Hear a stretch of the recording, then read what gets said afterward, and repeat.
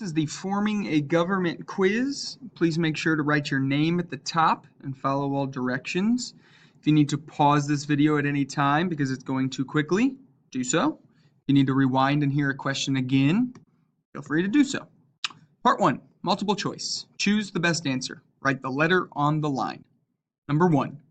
According to Baron de Montesquieu, what did a government need to achieve true liberty for the people? A. Enlightenment. B. Great Compromise. C. Separation of powers. Number 2. Which of the following was true of the Magna Carta? A. It developed a system of checks and balances. B. It made the ruler subject to the law. Or C. It counted 3/5 of slaves in the population. Number 3. Which two of the following were powers of the state government under the Articles of Confederation? Be sure to choose two answers. A. Raise their own troops. B. Make treaties with foreign nations and natives. C. Collect taxes. D. Borrow money. Number 4. What action by Spain made commerce, business, or trade difficult on Americans? A. They closed the lower Mississippi River to American ships.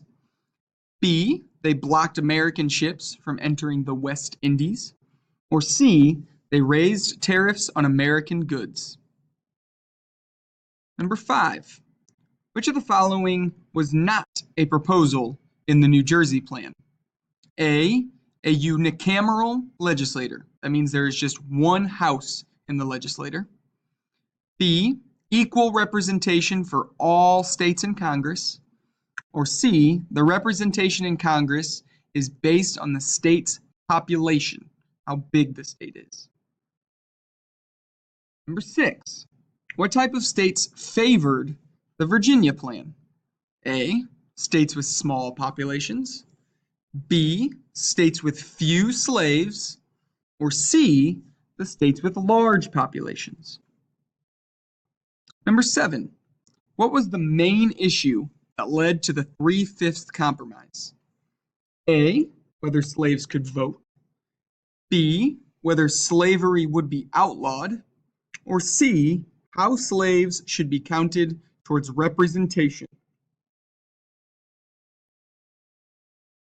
Number 8. How did the Great Compromise satisfy both large and small states? A two-house legislature with equal and population-based representation, so each house did something different. B, a 3-branch government with equal powers for each branch, so that none would be more powerful than the other. Or C, popular sovereignty would give power to the citizens.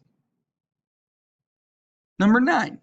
Which of the following statements would a Federalist most likely agree with? A. The number of representatives should be large enough to speak for all. B. The government will be run by a few rich people. Or C.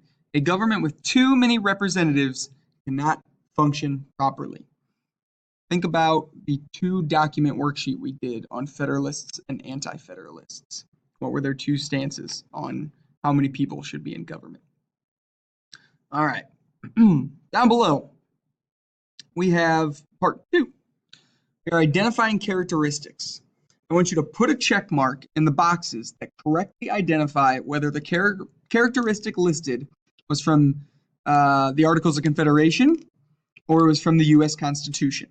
So there should only be one check per number. Okay? On number 10, which document includes president as the leader of the executive branch of the government? Is that the Articles or is that the U.S. Constitution? Number 11, which document has only one branch of government? Is that the Articles or the U.S. Constitution? Number 12, which document has no system of checks and balances? Is that the Articles or the U.S. Constitution? Number 13. Which one has 3 branches of government? The Articles of Confederation or the U.S. Constitution? And number 14. Which one requires all states to agree to amend the laws? Amend means to change the laws. Is it the Articles of Confederation or the U.S. Constitution? Make sure you guys are pausing and rewinding if you need to rehear something. I know I go quickly on some of those. Part 3 is matching. I will read all of the questions first, and then I will read all of the options in order. Make sure you write the letter on the line for which one they go correctly with. Number 15, Enlightenment. Number 16, Constitution. Number 17, Tariff. Number 18, Popular Sovereignty. Number 19, Checks and Balances. Your options for all of those vocab words. Here's your definitions. Letter A is a tax on a product or service. Letter B is a system used to ensure one branch could not be more powerful than another. Letter C, the power is in the hands of the people.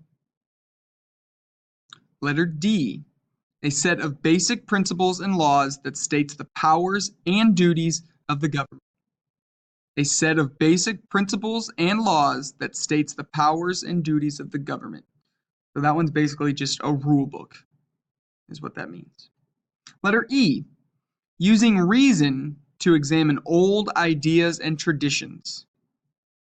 So think about the king and the idea that just because his son has the same bloodline as him, that he should be the next king.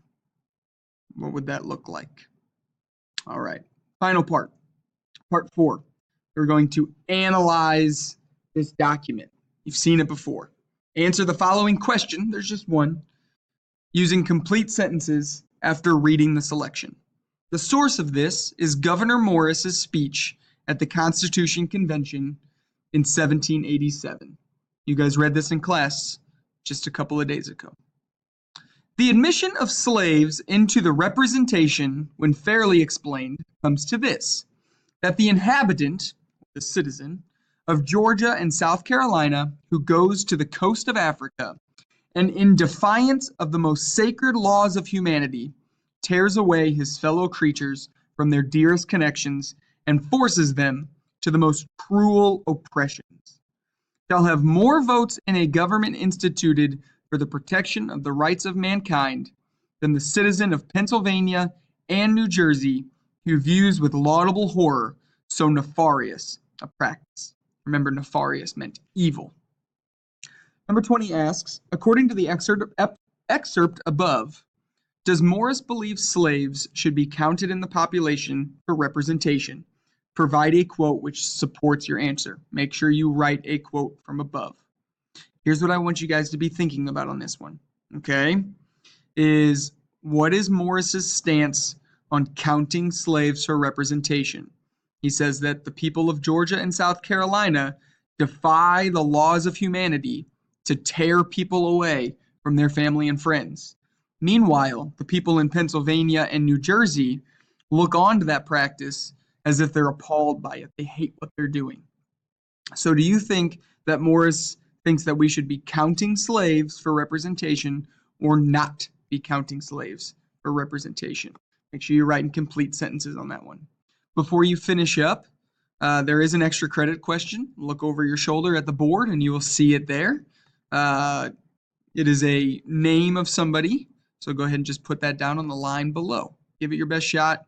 There is no penalty to getting the extra credit question incorrect. Rewind this YouTube video to any point so that you can re-listen to a question or slow it down just a little bit.